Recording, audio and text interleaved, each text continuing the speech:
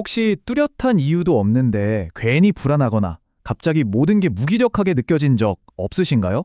사실 우리 몸은요, 쉬지 않고 우리에게 말을 걸어오고 있습니다. 다만 우리가 그 미세한 언어를 알아채지 못할 뿐이죠. 오늘은 스마트워치 같은 기기들이 어떻게 우리 몸의 그 소리 없는 이야기를 데이터로 번역해서 정신건강 관리의 미래를 완전히 새로운 길로 이끌 수 있는지 그 놀라운 가능성에 대해 한번 이야기 나눠보겠습니다. 자, 오늘 우리가 함께 걸어볼 길은 이렇습니다. 먼저 누구에게나 찾아올 수 있는 보이지 않는 고통의 현실을 마주하고요. 그리고 지금의 진단 방식이 왜 한순간의 스냅샷에 불과한지 그 한계를 짚어볼 겁니다. 이어서 우리 몸의 언어를 24시간 내내 데이터로 기록하는 법을 알아보고 그 데이터를 가지고 오직 나만을 위한 건강 지도를 그리는 방법을 살펴볼 겁니다. 그리고 마침내 이 모든 것이 열어줄 정신건강의 새로운 미래는 어떤 모습일지 함께 그려보겠습니다. 첫 번째 이야기, 보이지 않는 고통입니다. 마치 내 마음이 외부의 무언가로부터 계속 공격받는 것처럼 느껴질 때 많은 사람들이 겪고 있지만 선뜻 꺼내놓지 못하는 그 고통의 한가운데로 들어가 보겠습니다.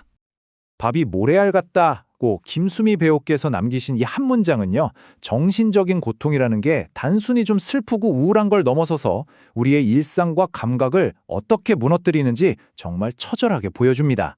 이건 그냥 기분 탓이나 엄살이 아닌 거죠. 약으로도 해결되지 않는 실제적인 질병의 고통인 겁니다. 그리고 이게 결코 몇몇 사람만의 이야기가 아닙니다. 놀랍게도 불과 4년 사이에 우리나라에서 공황장애를 겪는 사람이 35%나 늘었습니다. 35%. 이게 뭘 의미할까요?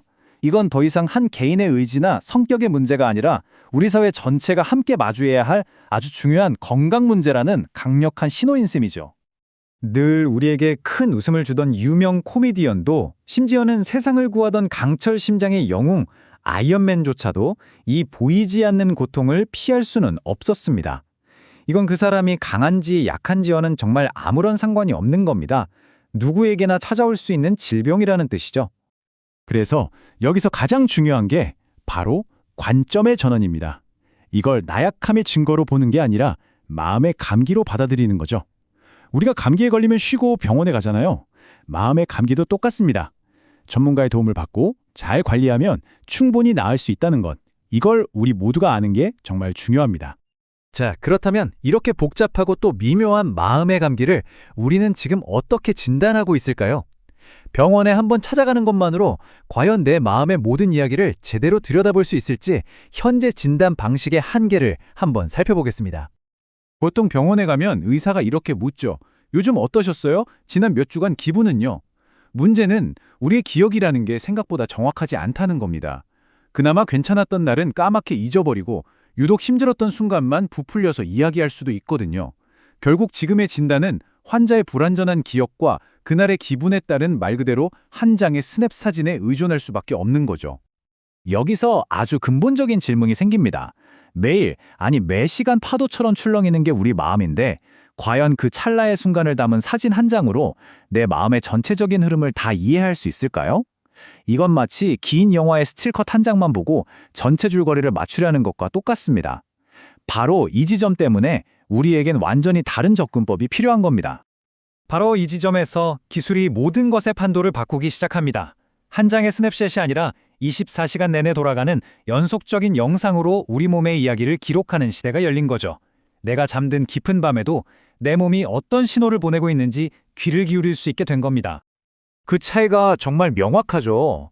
과거에는 글쎄요, 지난주에 좀 불안했던 것 같아요.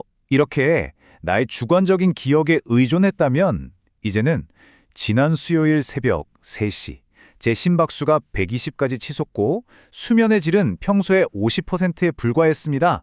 와 같이 누구도 부인할 수 없는 객관적인 데이터로 이야기하게 되는 겁니다. 주관적인 회상에서 생리학적 사실에 기반한 분석으로 완전히 넘어가는 거죠. 여러분, 손목에 있는 스마트워치, 이게 그냥 시간을 알려주는 기계가 아닙니다.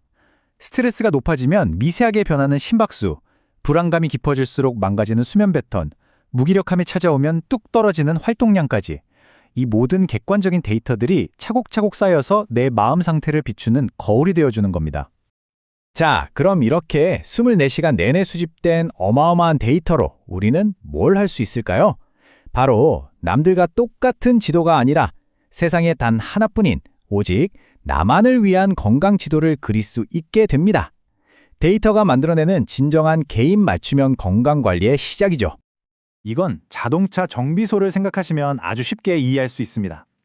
차에 경고등이 뜨면 정비소에서 컴퓨터에 연결해서 눈에 보이지 않는 문제의 원인을 찾아내잖아요. 똑같습니다.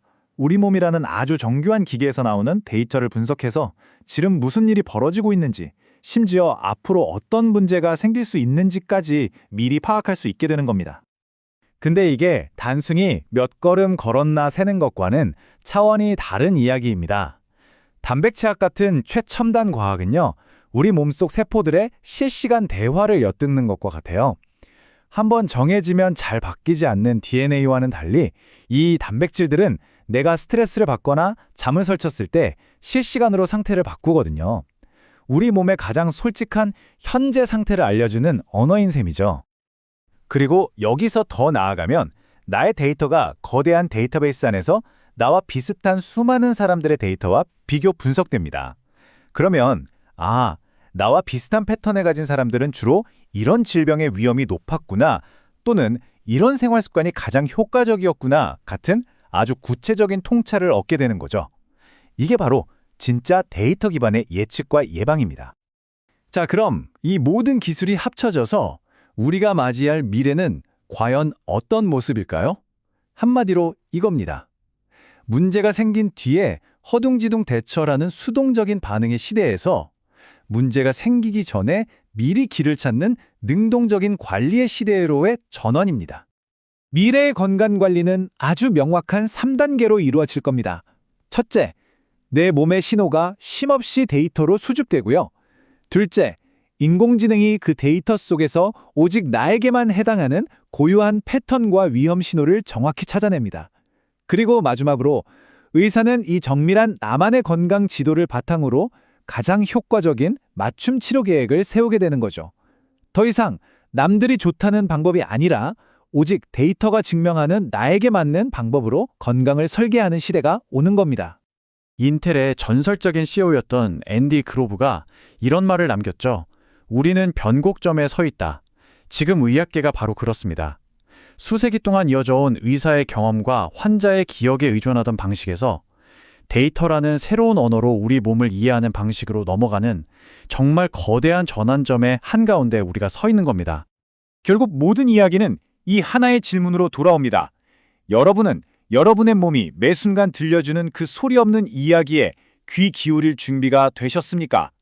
역사상 처음으로 우리는 우리 몸의 언어를 해독할 도구를 손에 쥐었습니다.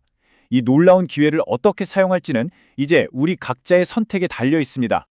내 몸의 언어를 이해하는 것이야말로 나 자신을 온전히 이해하는 첫걸음이 아닐까요?